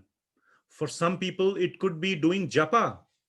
For some people, it could be distributing the books on the street. For some people, it could be, worshipping the deity of the Lord, or taking nice care of the deities, dressing them nicely in their house, cooking nice, whatever that personal association of bhakti or association with bhakti, find that out and invest heavily in those activities. It's going to be different for every different person, but one must heavily invest in those activities because that is what builds your faith. So find that out for yourself, what builds faith for you, and invest in it. Because this is going to be the make or break between your long-term uh, determined application of bhakti in your life.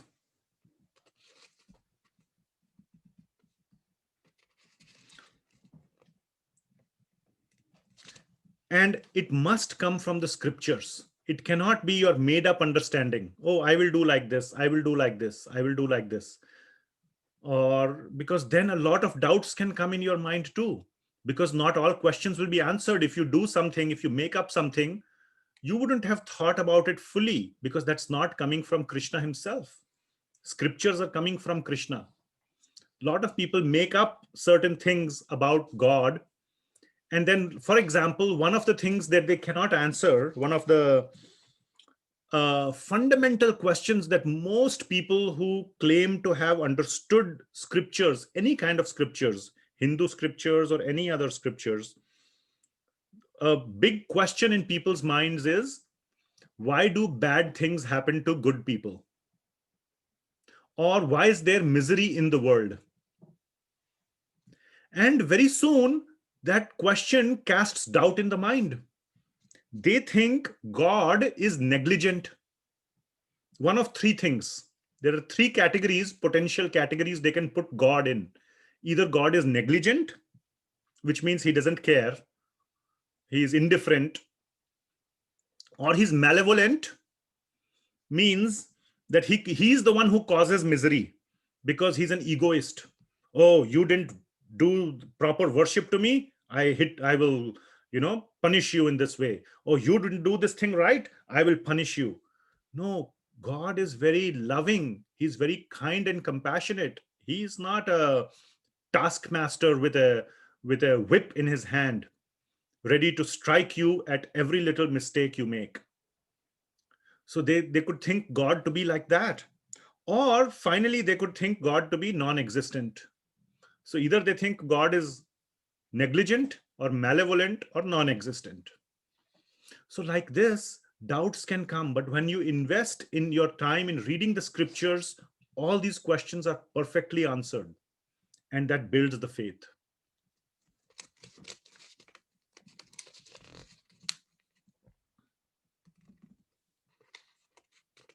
So one should work. If a doubt arises, doubt will arise. Look at this devotee for 40 years. Doubt arose in his mind when he was in that hallway. You must work. I pray to God, none of you come to that level of crisis, but there will be smaller crises in your life. Your child may say something bad to you. You love your child and child says something bad and you think, oh my God, I loved my child so much and he said this thing to me, or some little crisis. One may have all kinds of crises in their lives. What did I do, Krishna, to deserve this? Doubts will enter. Come up with a way, a strategy, a plan to resolve the doubts. Otherwise, Maya, through our indulgence in Maya over many years, our doubts will win, our faith will lose. So work on strengthening your faith, strengthening your conviction. And just going through the motions of external devotional service is not going to help. I wanted to show you this picture actually. Let me share my screen and show you this picture. Very kind of a little, a strongly positioned picture.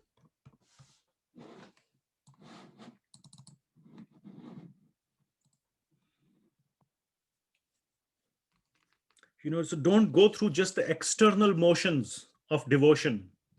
Look at this, like some cartoon has been made of somebody who is doing external bhakti, has a japa in the hands, Bhagavad Gita in the hands, is putting on tulsi kanthi mala in the neck, putting on tilak, all that stuff. It's an externally doing all the right things. But what's in the mind? What's in the consciousness? It's not Krishna. It's things like name, fame, prestige, position, all these things that are feeding his sense gratification, his or her sense gratification. One must quickly realize that one is trapped in this. This is one of the big traps. You might find many people who are externally looking like this, but internally there is very little difference between them and what you would call as a naradhama in the four categories. One who doesn't care, he's just busy in eat, drink, be merry. Very little difference. They're wearing shirt and pant, he's wearing dhoti and tilak. It's just a covering for the body, doesn't mean anything. So this is a huge trap. Oh, I'm doing externally, I'm doing bhakti. Internally, no difference than or very little difference than a materialist. So huge trap to avoid. And this also comes through faith in the scriptures. To the avoidance of this, I mean. Are you able to see the words there? Oh. No, Prabhuji, we can't see it. It's really small. Okay. Okay. I'll probably make it like that. Wait, is this something? It's like a hidden picture. It just has a bottle and it's holding a Bhagavad Gita book and a whistle with necklaces on it, and you put a smiley face and there's beads over it. Yes, you And can. I thought the Bhagavad Gita book was a cereal box. Okay. You can ask your parents for a better explanation. I hope they're there with you. They're almost near me. Okay. They can explain you what I mean here. Okay. And if not, send me a question. Okay, I'll stop sharing. Okay. I'll see what else I wanted to cover on this topic of faith.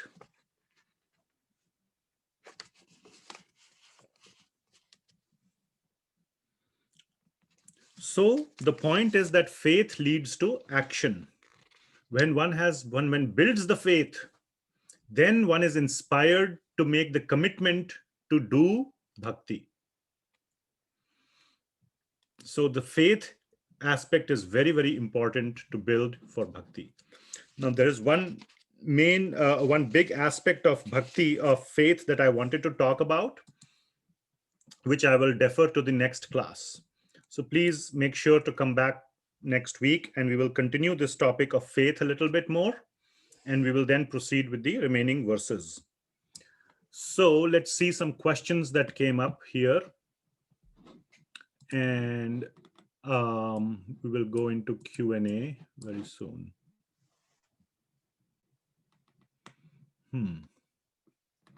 Okay.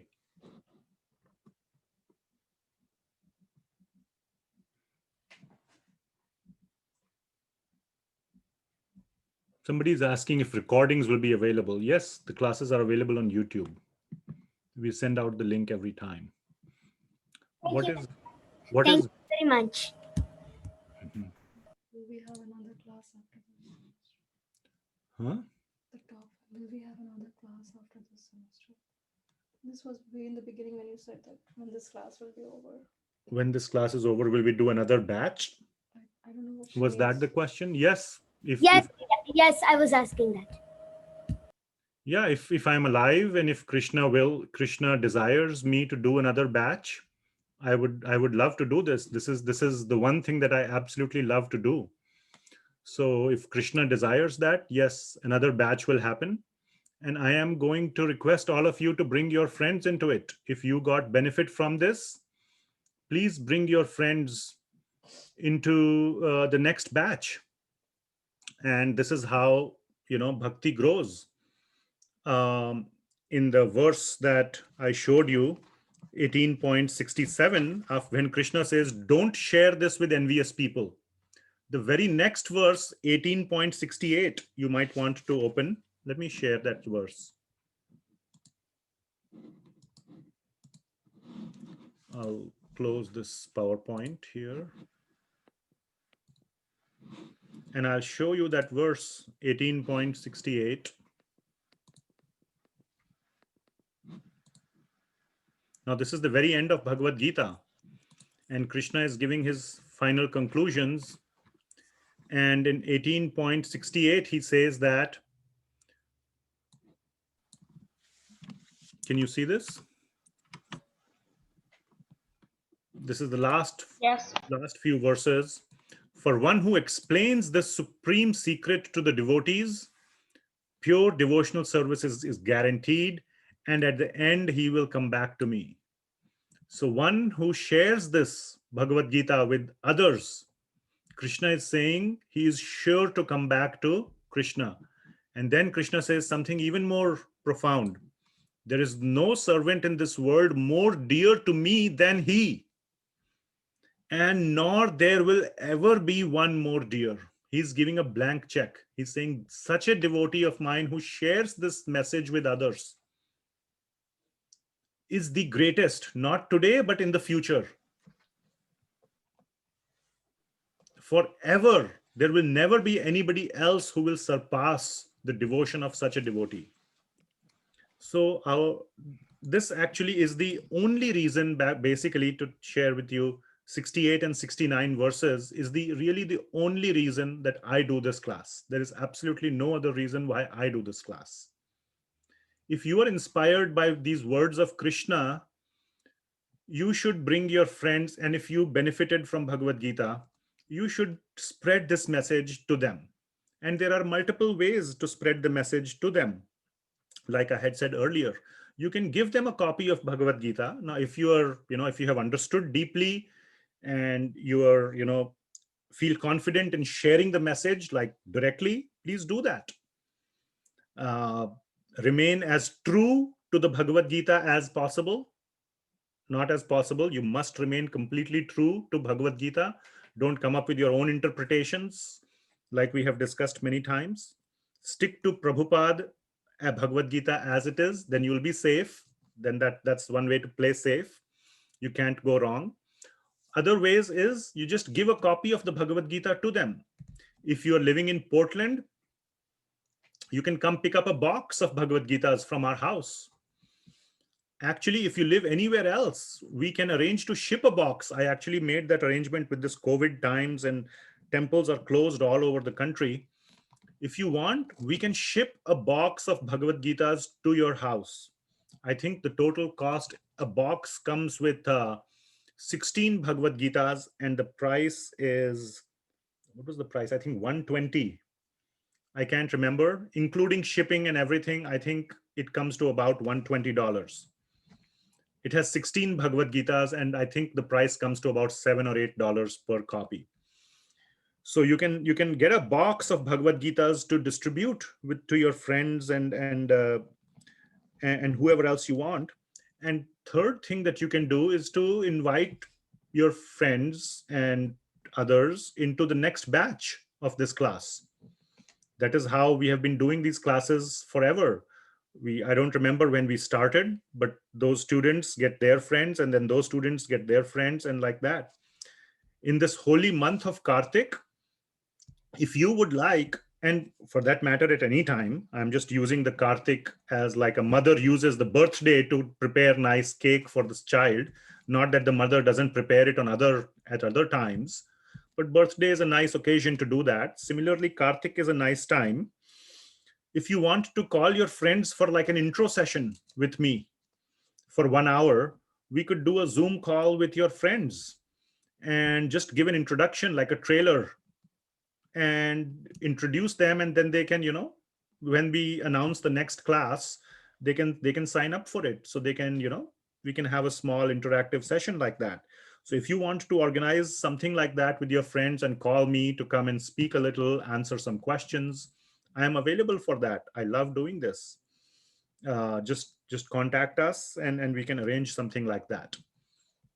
But please try to share this message with others. All right, I'm glad you asked that question. Next question. You can do the session again as well. I mean, many people do it multiple times because it's. Yeah, you're welcome to join the session again. I think a lot of participants here are doing it for the second or third time. Bhagavad Gita, every time I do the session, I get a full revision of Bhagavad Gita myself, and I'm like, oh, I didn't realize this the last time I read it. So I get new. Mahatma Gandhi says at the back that those who meditate on the Gita will derive fresh joy and new meanings from it every day. This is Mahatma Gandhi saying about the Bhagavad Gita. So there's, once is not enough. Okay, next question. What is Vijnana from omniscient Supreme Lord Krishna's perspective, not from ignorant humans' perspective? Well, what Lord Krishna is saying here is Jnana Vijnana Sahitam. I have explained this, that Lord Krishna wants us to experience it, not just take the prescription and do nothing with it. He wants us to try it, practice it. And that's when we will get the final benefit.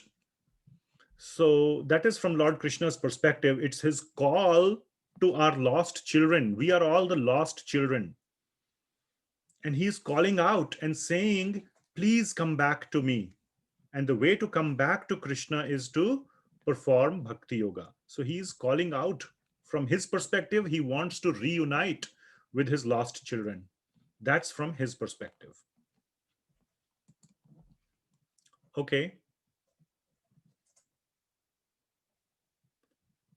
Somebody's asked me privately, was he an adult or kid? I don't know what the he means. Who was an adult or kid? It's probably referring to something I said earlier, but I can't make out. Anyway, so you can speak up if you have a clarification on that. Bhagavad Gita 4.39, a faithful man who has dedicated who is dedicated to transcendental knowledge and who subdues Not a it. question. This is not a question. Okay. So I'll skip that. What other, you said there are questions on chat. Are there other questions you have received? Just one last. Trust versus faith. What is the difference? Trust versus faith. There's a subtle difference. Now, I'm not a linguist, but I can say that both are similar, trust and faith. So I don't think there is a deep dissection I want to do on trust versus faith, but you can treat it to be similar. You trust the scriptures or you have faith on the scriptures. I don't want to say that um, there's much difference in those words. Okay, it was about the example of a man whom you were met and you were very happy with his efforts in spiritual progress. He was about 40 years old, 40, 45 years old. Not a child, pretty, but not old enough to die. He wanted to live a life and, had this heart surgery that needed to be done. So this person, whoever asked that question, responded that was regarding that person who needed a surgery. So yeah, he was about 40, must have been like, yeah, has young children who are now, he's inspiring his children to read Bhagavad Gita and Bhagavatam. His children are now reading that with him. So that's the level of seriousness he's demonstrating. Okay, we will almost end here at this point, and we will continue the topic of faith next time. I just wanted to share two more things quickly. The official ISKCON calendar for 2021 is available. It looks like this. It's a nice calendar. It's $5. And if you want, you can pick it up from our house if you live in Portland. Very nice calendar. It has every year end. I am responsible for doing all the purchases from the official ISKCON publishers, which is known, the name is Bhaktivedanta Book Trust, BBT. And they come up with this wonderful calendar where there is at the top, you hang it vertically like this. I'll kind of go back and kind of show you. And there's a very nice picture at the top of Lord Krishna, one of his leelas, one of his pastimes. And then there is a calendar part at the bottom where all the important dates of Vedic importance are mentioned. So you can use that in that way, but mainly I use it for meditating on the picture of the Lord. I have a couple of calendars. I buy every time I buy like 3 or 4 calendars. And then some pictures I like, personal just taste, I like more than the other. For the whole year, the calendar just shows that picture. I don't care about the month below it. These days with iPhone and iWatch, I don't need a calendar to tell me what day it is. And I have all those Vedic apps on my phone as well to tell me the Vedic dates as well. But these calendars I use like wonderful ways to just put it all around my house. And this is a beautiful picture where Lord Krishna, this is in the Krishna book. And by the way, all these pictures have been drawn by devotees, not by professional artists, but by devotees who are artists, and they read the scriptures and then draw the picture by reading the scripture. So these pictures are kind of very authentic in that sense that they are representing what is in the scriptures. And here's a picture, and this is mentioned in the Srimad Bhagavatam, that Lord Krishna would look at his own image on the floor. The floor is like very, reflective, and he looks at his own image and he's mesmerized on his own beauty, because there is no one more beautiful than Krishna himself. So he's looking at his own image and he's getting mesmerized. What a beautiful person. So Lord Krishna meditates. Lord Krishna also meditates. But who does he meditate on? He meditates on himself. So beautiful picture. And, there are some very nice pictures. That's very good. Mhm. Pictures. This is a picture of Lord Chaitanya washing the temple of Gundicha. Before the Jagannath Yatra begins, Jagannath Rath Yatra, and Lord Jagannath goes to the Gundicha temple to spend a week there. So all the devotees clean the Gundicha temple. So Lord Chaitanya is cleaning the Gundicha temple himself. The Lord himself is cleaning the temple, setting an example, like leading from the front, as we call it. Yes, somebody saying Lord meditates on Radharani. Absolutely, he does meditate on Srimati Radharani as well, but he does meditate on himself as well.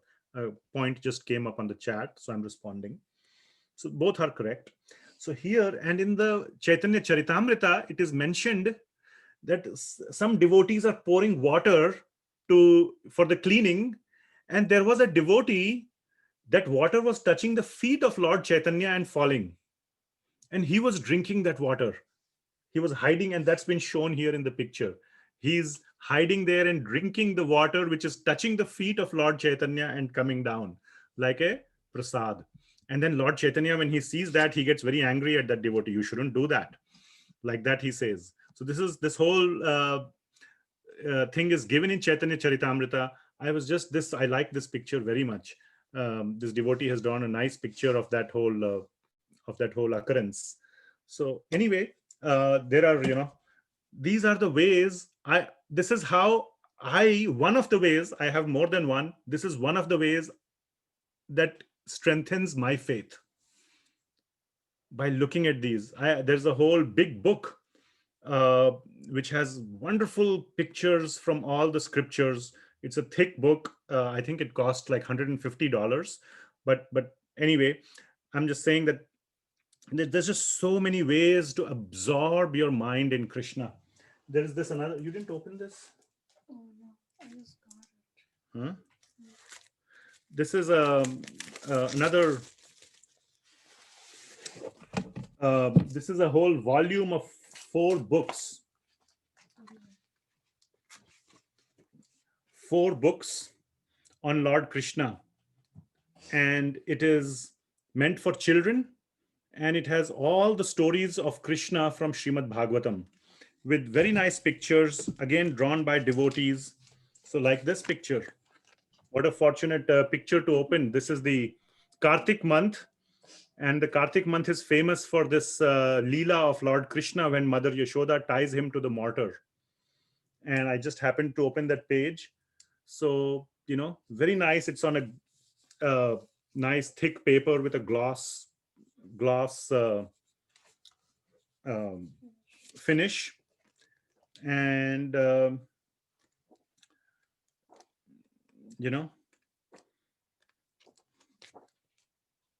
there's so many beautiful pictures of. Hello. If you live in Portland, you can. Yeah, if you live in Portland, you can But, yeah. pick up this set of 4 books. It's a set of 4 books from our house, and the cost is $40. And It's a perfect gift for yourself if you have children, or if you want to give it forward to your friends. I mean, it's at any time. yeah, this is like a nice the best picture of thing. Lord Krishna with Sandipani Muni in his the Sandipani ashram. So every page has pictures, just a nice way, even if you're not a child.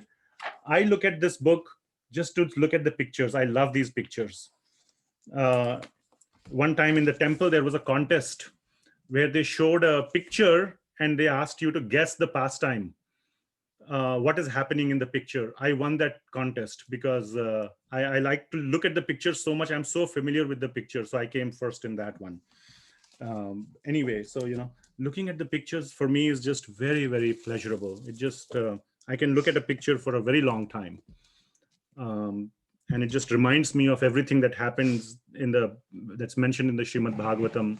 It's just a nice way to just, meditate for me.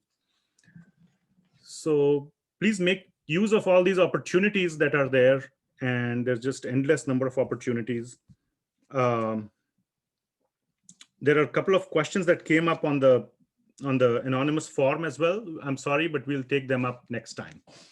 So it's 6:09. We will end here. We will continue with 9.3. We'll finish the topic of faith and then move forward to 9.4 onwards. Thank you very much. Thank you. Hare Krishna. Hare Krishna, thank you for Bhagavad Gita. Hare Hare Krishna, Prabhu. Hare